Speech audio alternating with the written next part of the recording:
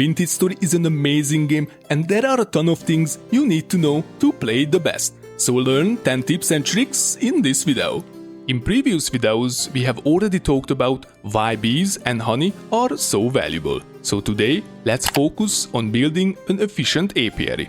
Bees search for flowers and empty scabs inside a box that extends 8 blocks north and west, 7 blocks south and east, and 5 blocks up and down from their hive. Technically the vertical range matters too, but unless you are building some kind of multi-story bee tower, you can mostly ignore it and keep everything on the same level for a cleaner looking apiary. To reach a large population, each populated scab needs enough flowers. The formula is quite simple. 5 plus 3 multiplied the number of other populated scabs nearby. That sounds complicated, but there is a very simple layout that solves the problem. Place your scabs in pairs with a 2-block gap between each pair and leave a 2-block border around them filled entirely with flowers.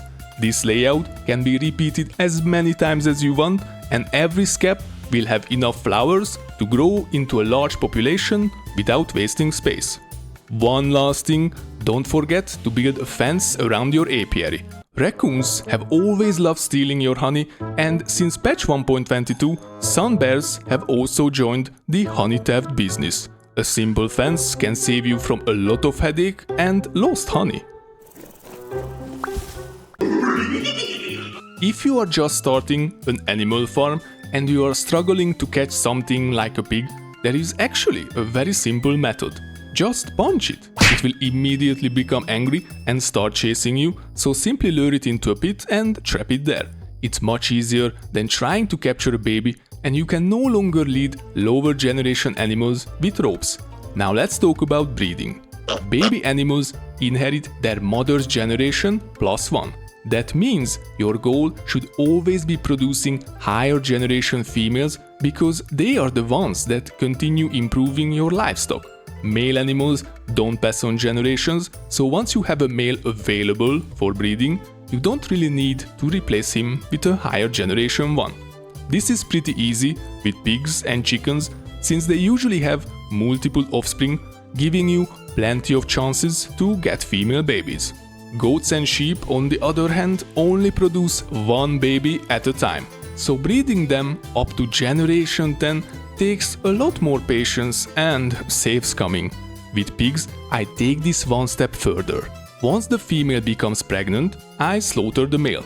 Then, after the babies are born, I make sure at least one male piglet is available, which there usually is, and then I also slaughter the female.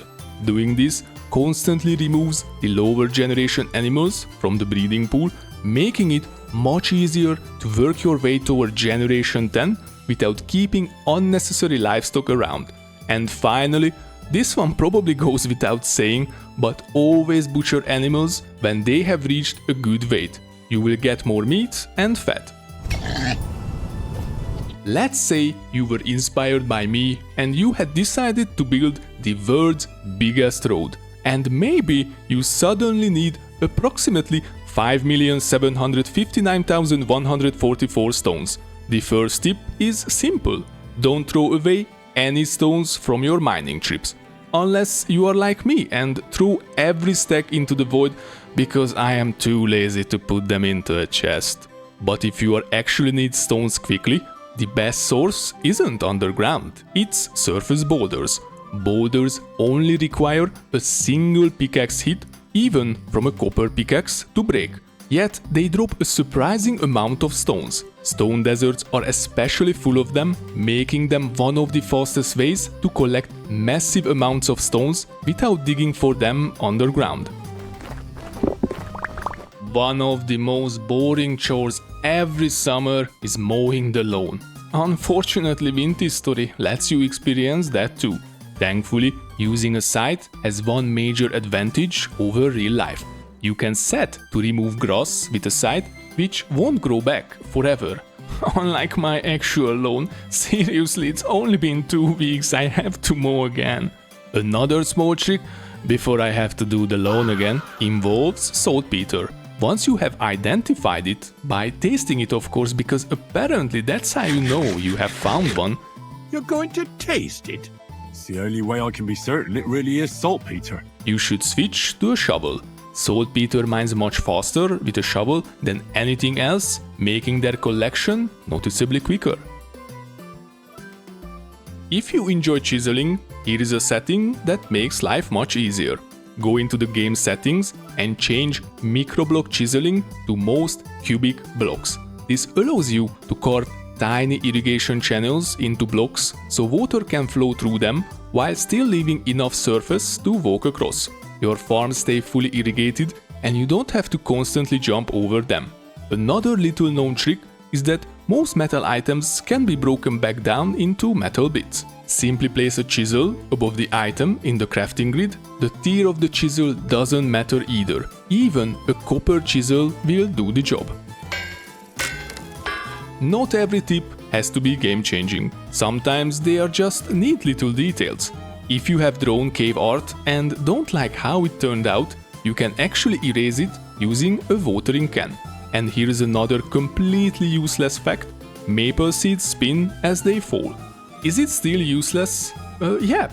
Is it still a cool detail? Absolutely. When searching for ore, most players start digging long horizontal tunnels. But because most ore deposits are shaped like giant pancakes, very thin but extremely wide, you will often have better luck simply digging straight down. Eventually, you are likely to cut right through one of those wide deposits. Of course, now you are stuck in a giant hole.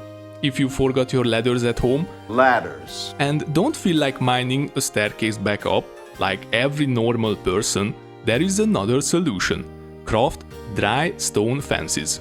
Each one only costs 6 stones and you can quickly stack them beneath yourself to climb right back out. Here is another warning: be careful when placing blocks around exposed mineral bits. If you accidentally place a block directly over them, the mineral bits can be destroyed permanently.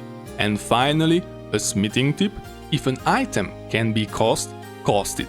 Forging tool heads on the anvil costs hammer durability, while casting doesn't. With the newer quenching and tempering mechanics, you can simply heat the cast tool head in the forge afterward and continue the process normally.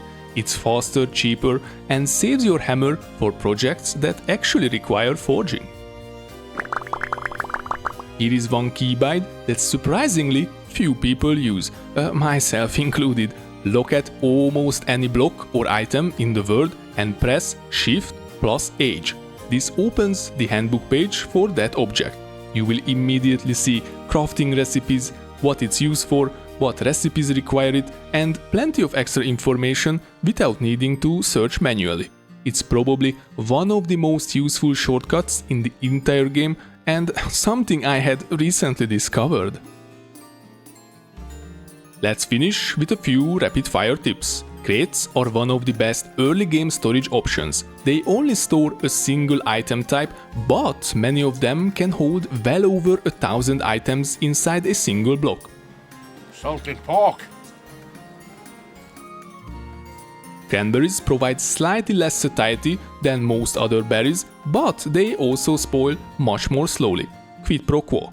Plant tree seeds close together to create giant mega trees. They are far more efficient to harvest, save space, and use less X durability overall.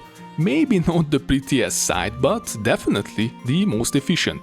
Mushrooms naturally regrow in the same locations over time. Some mods can even display these as mycelium chunks.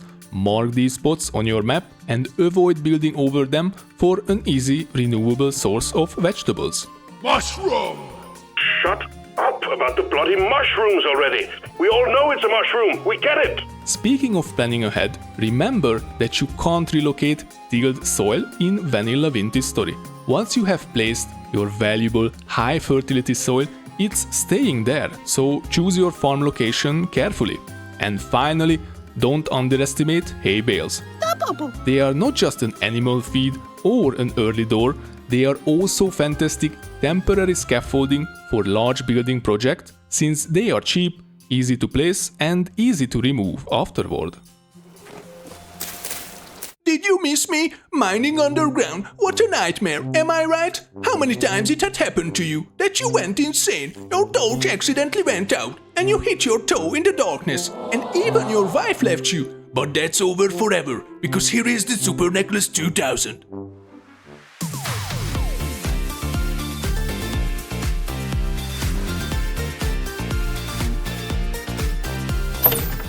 Good evening, everyone. Today I brought you an offer that is better than ever and will revolutionize the lives of you and your family. Please welcome my assistant in the studio, Dave. Hello, Dave. Oh my god, why are you looking like that? What happened? I was just mining underground, which was a nightmare. I went insane so many times. My torch accidentally went out and I hit my toe in the darkness. And even my wife left me. This sounds really awful. Well, Dave, this is what I call a series of bad luck. But as always, I have a good news. What would you say if I said mining underground won't be a nightmare? You won't go insane anymore. You won't hit your toe in the darkness. And even your wife won't leave you. Come on, Johnny. You are just teasing me again. Here is the revolutionary Super Necklace 2000. Are you kidding me? This is the solution. The Super Necklace 2000 was developed by the Jonas Device Department of the University of Nadiya. They have been working on it tirelessly since 10 years. With it, mining underground won't be a nightmare. You won't go insane anymore. You won't hit your toe in the darkness, and even your wife won't leave you. Well, I don't believe you, Johnny. Let's try it out. The operation of the Super Necklace 2000 is super simple. All you have to do is place your brain-holding tissue into this circle and let gravity do the rest. What do you think? Mining underground won't be a nightmare. You won't go insane. All you have to do is cut yourself without dying and eat the necklace. You won't hit your toe in the darkness thanks to the inbuilt RGB super chip. And even your wife won't leave you. Probably. The only issue, Johnny, is that I can't afford to buy this revolutionary Super Necklace 2000 because it probably costs a fortune. Well, I have some good news, Dave. If you buy this Super Necklace 2000 today, it will only cost 2 temporal gears. Yes, you heard it right. Only 2. Order now. Anyway, that is 10 amazing vintage story tips and tricks. If you enjoyed this video, make sure to press the like button, please subscribe to see more content like this, and I will see you next time. Bye!